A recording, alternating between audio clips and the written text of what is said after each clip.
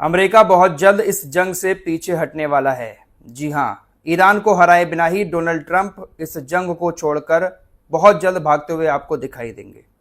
आप मेरी इस बात को चाहे सेव करके रख लें।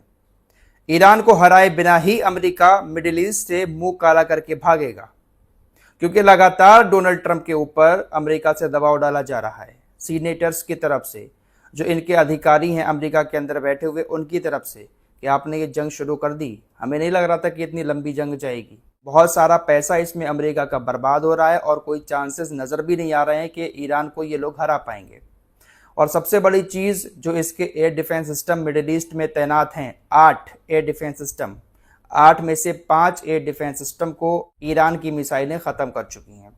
जॉर्डन के अंदर एक 3rd एयर डिफेंस सिस्टम के रडार को एक बार फिर से तबाह किया गया है। इसकी जानकारी खुद अमेरिका की तरफ से दी गई है। तो जब इनके पास इनके डिफेंस सिस्टम ही नहीं बचेंगे तो ये ईरान की मिसाइलों को रोकेंगे कैसे? अगर इनको मिडिल ईस्ट के अंदर अपने ठिकाने आगे और टाइम तक रखने हैं, सही सलामत थोड़े बहुत, तो ईरान से अभी जंग अमेरिका को बंद करनी ही पड़ेगी। बहुत जल्दी देखना आप, अमेरिका भागेगा।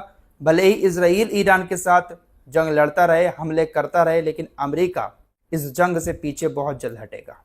बड़ी खबर यह भी है कि अभी अभी इराकी जो संगठन है जो ईरान के साथ है, उसकी तरफ से बाकायदा एक पूरा स्टेटमेंट जारी करते हुए बताया गया है कि हमने इलाके में अपने ड्रोन अटैक के जरिए तकरीबन 13 अमेरिकी सैनिकों को भी मार दिया है। हालांकि अमेरिका इस बात को कबूल नहीं करता है।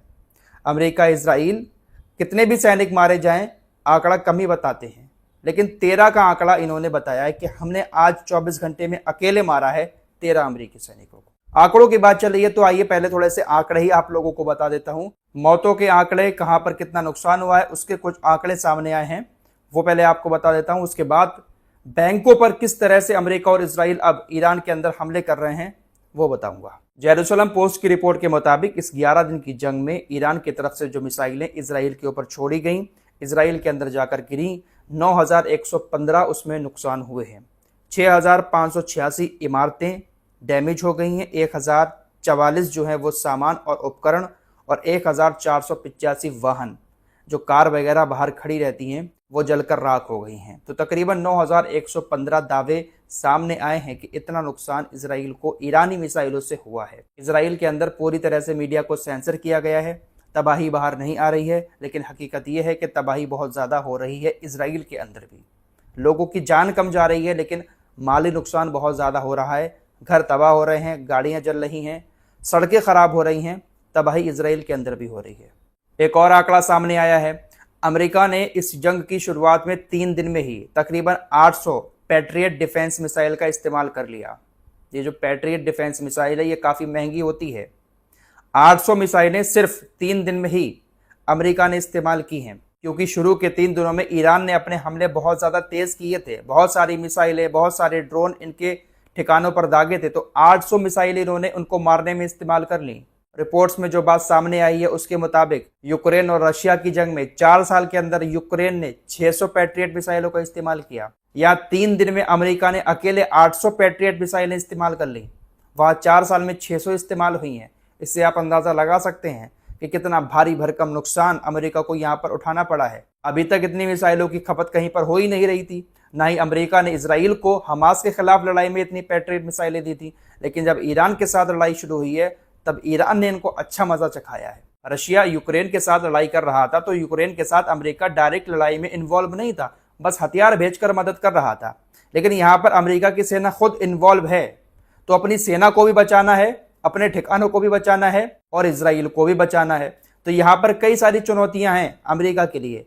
यूक्रेन रशिया की जंग में पीछे से ये लोग साथ दे रहे थे, यहाँ पर डायरेक्ट लड़ रहे हैं, और सामने जिससे लड़ाई हो रही है वो घायल शेर है, तो उसके सामने ये लोग पूरी तरह से बेबस बने हुए हैं। इतने खतरनाक हमले करने के बाद भी 11 दिन बीत चुके हैं, ईरान को ये थोड़ा सा भी काबू में नहीं कर पाए हैं। मौतों का आंकड़ा भी सामने आया है। 11 दिन की जंग में ईरान के अंदर 1255 लोग मारे गए हैं, 1200 घायल हुए हैं। लेबनान के अंदर 570 लोग मारे गए हैं, 1444 घायल हुए हैं। इजराइल के अंदर 13 लोग मारे गए हैं, 2000 से ज़्यादा घायल हुए हैं। इराक के अंदर 15 लोग मारे गए हैं, दर्जनों लोग घायल हो गए हैं। जॉर्डन में 14 लोग घायल हुए हैं, कुवैत में 6 मारे गए हैं, दर्जनों लोग घायल हैं। बहरीन में 2 लोग मारे गए हैं, यहाँ पर भी दर्जनों लोग घायल हैं। सऊदी अरब में 2 मारे गए हैं, 12 घायल हुए हैं। यूएई में 6 लोगों की मौत हुई है, 122 घायल हैं। कतर में 16 लोग घायल हैं। ओमान में 1 की मौत हुई है, 5 घायल हैं। अमेरिका ने कहा है कि हमारे 8 सैनिक मारे गए हैं, 150 लगभग बुरी तरह से घायल हैं। तो घायलों का आंकड़ा तो ये बता रहे हैं। जब 150 घायल हुए हैं तो जाहिर सी बात है कि मिसाइलों ने और ड्रोन ने इनके बेस पर जाकर हिट किया है। ये जो आंकड़े बताते हैं घायलों के, आप इसी से अंदाजा लगा लिया करें कि इनके बेस पर अटैक हो रहे हैं। इसराइल के अंदर जो लोग घायल हो रहे हैं, ईरान की मिसाइलें वहां पर जाकर गिर रही हैं। जब मिसाइलें गिर रही हैं तभी तो घायल हो रहे हैं। घायल क्या, इसमें से ना जाने कितने मर जाते होंगे, लेकिन ये लोग सही आंकड़ा बताते ही नहीं है। फिलहाल यूक्रेन के राष्ट्रपति जेलेंस्की की तरफ से लगातार पोस्ट आ रहे हैं मिडिल ईस्ट की जंग को लेकर। वो ड्रोन क्या भेजती हैं, अपने आप को ना जाने कितना बड़ा काबिल समझने लगा, कितना ताकतवर समझने लगा। रशिया ने 4 साल की जंग में यूक्रेन को तबाह कर दिया, इनकी हालत खराब कर दी। अमेरिका जैसी ताकतें मिलकर लड़ रही थी रशिया से, फिर भी रशिया को हरा नहीं पाए। ये काबिल बन रहा है कि मैंने भाई कतर, बहरीन, इन सारी जगहों पर अपने जो ड्रोन भेजे थे उनको अब एक्टिव कर दिया गया है।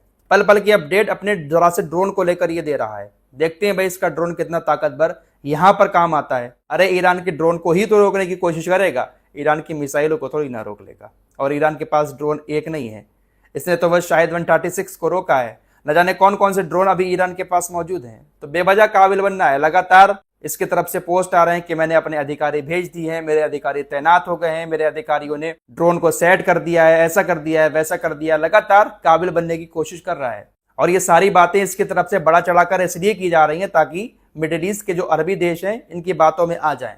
खबर है कि लाखों डॉलर की डील सऊदी अरब भी इससे करने वाला है। यूक्रेन से ड्रोन लेगा ईरान के ड्रोन को मारने के लिए सऊदी अरब। इनके पास दिमाग है या नहीं है?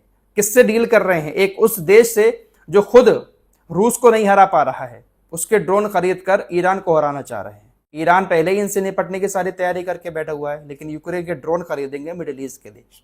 फिलहाल अमेरिका और इजराइल ने अब ईरान के अंदर बैंकों को भी निशाना बनाना शुरू कर दिया है। ईरान के अंदर जो सबसे बड़ी सरकारी बैंक है सेपाह बैंक, उस पर हमला किया गया। और तेहरान की ये एक ऐसी बैंक थी जिससे सभी कर्मचारियों की सैलरी बांटी जाती थी। इस हमले में कई सारे बैंक कर्मियों की मौत हुई है और कुछ ऐसे लोग भी मारे गए जो लोग वहां पर उस वक्त पैसा निकालने आए हुए थे।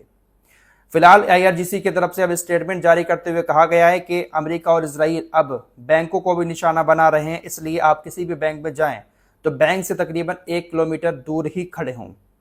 बैंक में ना घुसें। बैंक में जो कर्मचारी हैं वो अपने तरीके से वहां पर काम करते रहेंगे, लेकिन ज़्यादा भीड़ भाड़ बैंकों में न लगाएं। तो इजराइल और अमेरिका ईरान के हर एक बुनियादी ढांचे को कहीं ना कहीं तबाह करना चाहते हैं। फिलहाल इस रिपोर्ट में इतना ही। कुछ और खबरों के साथ फिर हाजिर होंगे। अपना ख्याल रखिएगा। अल्लाह।